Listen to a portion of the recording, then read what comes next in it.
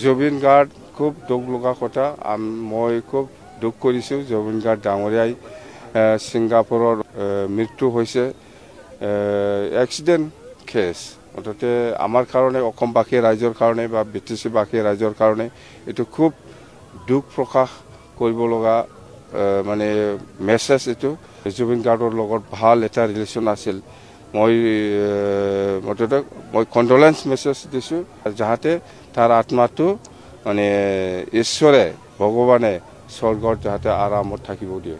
জুবিন গাৰ্গৰ কাৰণে আমি এটা স্মৃতি বনাই পেলাই ৰাখিব পাৰে, কিবা একটা মুঠতে চেম্বল এটা মানে BTC-বাসী ৰাইজো জুবিন গাৰ্গৰ লগত একেলগে আছে। এই চেম্পিটিটো দেখাই পেলাই আমি কোকৰাঝাৰত জুবিন গাৰ্গৰ নামত এটা মেমৰিয়েল আলোচনা কৰি ঠিক কৰিম।